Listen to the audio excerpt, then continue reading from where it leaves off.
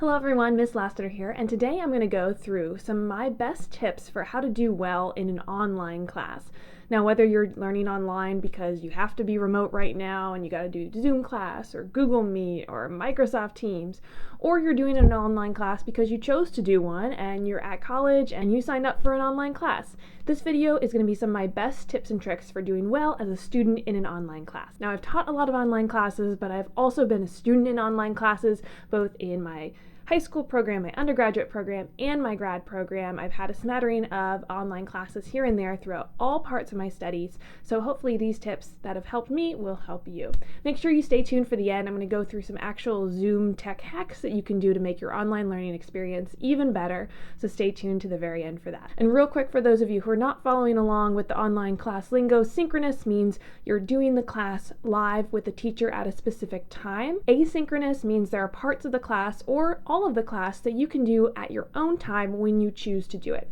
Most of the tips and tricks I'm going to give today will apply to both synchronous and asynchronous classes, but a lot of them will actually apply to an online video call. So we're going to start the tips and tricks there and then move forward. Of course, my number one tip is going to be all about preparation. You need to get yourself ready for your online class, almost like you're getting ready to go to school for a regular class.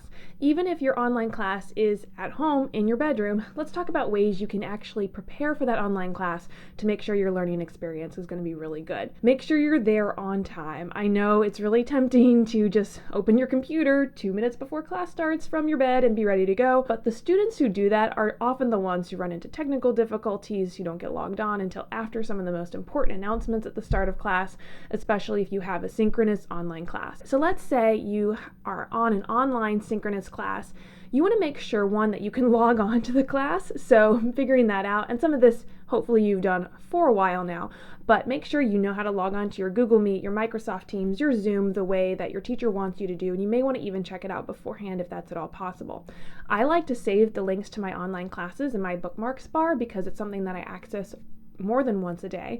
So I'll have those on the top of my Chrome, and then I'll be able to click into them really easily along with my class calendars. So if there's a way for you to have quick, easy access to your class links, it's my number one tip. Next up, make sure that you know the time of your class. I have recurring alarms set on my phone so that I know 5 minutes before class, oh yeah, there's class that's coming up, just in case I'm in the middle of doing something else. It's really easy to get sidetracked when you're at home and you have other things going on and you're not in a regular school environment. So either set an alarm or a reminder on your calendar, something that'll let you know, okay, I have online class starting in 10 minutes or 5 minutes or whatever the length of time you need to set up. All right, tech-wise, make sure your Wi-Fi works, your battery on your computer or laptop or Padlet is charged. Make sure you have everything you need tech-wise to be ready to go. Some courses that are online do require you to show up on camera, or the teacher prefers it if you are there on camera. So make sure your camera and your audio works. It's really hard to answer questions and communicate with a student if their microphone isn't working or if they're blipping in and out. Now, I know a lot of these things are beyond your control, but if you are having technical difficulties, make sure the teacher knows that up front so that they can work with you and better support you. It's not good just to struggle with the tech issues all on your own. We're here to help, so let them help you if you have these issues. Make sure you know too what your expectations are for showing up to class. Every teacher or professor will probably have different requirements for how often you have to show up, what the requirements are for attendance, so just make sure you are checking your email or your LMS or whatever system you have to communicate with your teacher so that you are on board and you know what the requirements are for that class. Think about what that is for each of your classes and write down a schedule somewhere so you know what's expected of you day to day. All right, let's talk about your workspace. Obviously, I am at my desk space right now. It's not the best workspace, but it is something that is a little alcove tucked away where I can do my work and focus on teaching my lessons. This is also where I did some of my grad school coursework when I had online classes because of COVID. So think about where you can go, if it's possible, to have a quiet, focused workspace that's probably not somewhere where you do something fun. If you're in the same place that you do something fun, say you like watching videos on YouTube in your bed, or you are a video gamer and you sit on your couch, or you're in your game room or whatever, try to find somewhere for your schoolwork, if it's possible, to set up that's not for your fun recreational activities. Now, I know that's not possible. Not everybody has the space. Sometimes you may have siblings or roommates or a lot of other things that are going on in your home. So the number one space is somewhere quiet where you can focus. Maybe you even have noise canceling headphones. If you have the opportunity, try to find another space that doesn't have a lot of distractions either. Somewhere quiet, somewhere where you can work and you can have all your materials ready to go. Think about also what's in the background of your camera. I'm not going to get into the debate today of camera on versus camera off and what teachers should require for students, but if your teacher does ask you to turn your camera on, think about what they'll be seeing as part of the lesson. If you have crazy posters or things happening in the background that can be distracting to you or to other students, sometimes it can be embarrassing too, but think about what you want to show to other people. And always, showing off your forehead is really fun. I've gotten to know a lot of great foreheads over this past year, but it's always better to see your face so that teacher can read that face for information. If you look confused, if you're shaking your head yes or no, if you're trying to talk but you're on mute, all of these are good reasons for the teacher to be able to see you if they require it. Try if you can. I know it's kind of weird seeing yourself on camera or letting other people see you on camera, but keep in mind if you were in a real classroom environment, you would be showing your face to everyone all the time.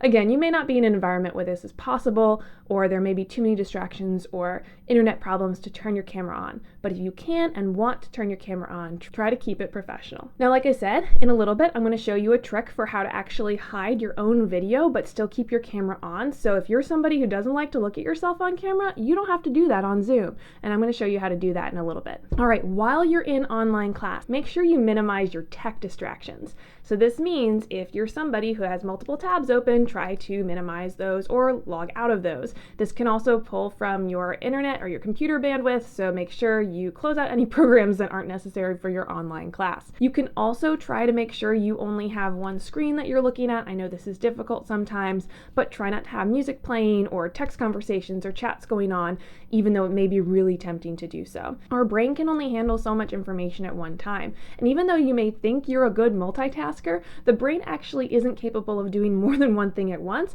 In fact, it's actually just capable of making micro transitions between different tasks. So if you're somebody who has a lot of things going on, you're actually detracting from your own learning if you are switching back and forth between multiple tasks. Try to reduce those distractions as much as you can when you are in an online class. I know some online classes can get boring and it's really tempting to do other stuff, but try your best to stay focused and be ready for the teacher when you can. Next tech thing in class is to make sure that you have some sort of note-taking or way to record your information. A lot of students like to keep their notes on a Google Doc. I really recommend handwriting notes so that you're not necessarily switching back and forth between tabs, and you're going to remember the information better if you handwrite it. But if you're somebody who likes to fill out digital notes, that's okay too. Just make sure you have that ready to go at the start of class. Things may move faster than you're able to keep up with your computer, depending on if you're switching between multiple tabs or devices. So just make sure you're prepared before class with all that information. If you've been in online class for a while, you should know that it's probably the best thing to mute yourself unless you are talking, just to eliminate background noise and feedback, but definitely unmute yourself to talk and participate in class. That's really important. If there's an interruption from a sibling or a dog or an internet malfunction, you can just move on. People understand. Working in a remote environment is not the easiest, and a lot of people know that there are challenges associated with it. So don't be embarrassed if that happens, but try to limit those distractions as much as you can and then move forward if they do occur. Make sure too, if you're confused, if the teacher's going too fast, if you didn't hear what happened because your internet blipped out, let somebody know. Ask questions, ask for help, and let people know about your issues if you do have them. It's way easier to sit in silence or to just pretend like you know what's going on when you're in an online class, but really that is only a detriment to you. If you're embarrassed to raise your hand and interrupt in a Zoom class, you can ask in a chat or email your teacher later, but try to unmute yourself and make your voice heard if at all possible. If you have a lot of online classes back to back within a day, make sure you give yourself a little brain break and screen break. One thing I like to do is the 20-20-20 rule. So for every 20 minutes, I give my eyes a 20-second break by looking at something 20 feet or further away. After I'm done recording and editing this video, I'm going to give myself a little bit of a screen break, just standing up, walk around my house, go to the bathroom, get a cup of water, those kind of things. And if you need that break in the middle of class, just let your teacher know, and it's okay to take that 20-second break. It's not the longest time in the world. Outside of class, during a synchronous class or an asynchronous class, you want to make sure that you practice your time management skills. So this is allocating the time during your day when you need to focus on your work, doing your homework, doing your assignments, and you need to treat an online class like a real class. It is a real class. class. It's just in a different environment. So try to make sure you're reaching out, you're using the resources that are provided to you by the teacher, you're asking for help when you need it. Think about all the times you would raise your hand to ask your teacher a question or lean over to a friend and ask them a question in class. You're probably doing a whole lot less of that in an online remote class. So think about ways you can still connect with people.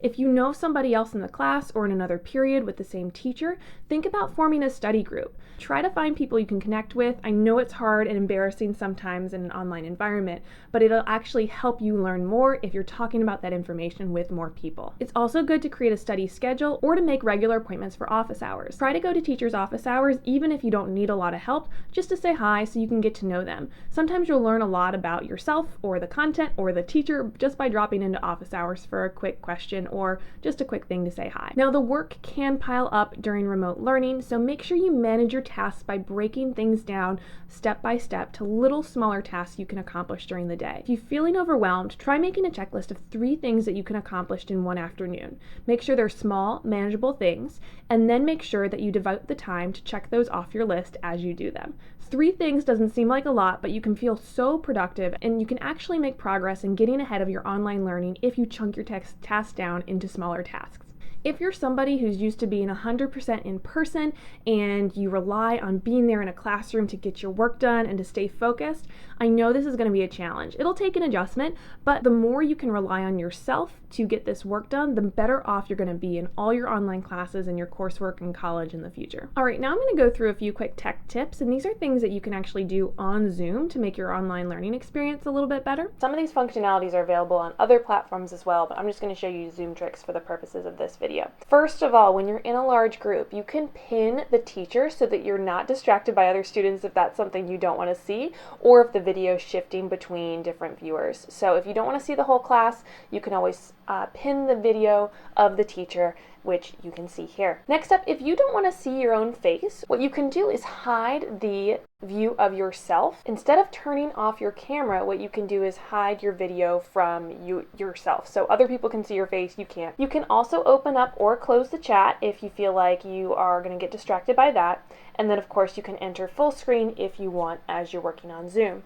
Lastly, don't forget to use the reactions at the bottom of the screen if the teacher asks you to react in any way. You can always test out your audio and video on Zoom if you go to the Zoom website and try your settings before you log into class. And if your teacher records the class, you can always go back and ask them for the link so you can rewatch parts of the class if you miss something important, if your internet lagged out. I'm curious if you've taken an online class before, what strategies have worked for you? Have you made a study group? Did you interact well with the teacher during office hours?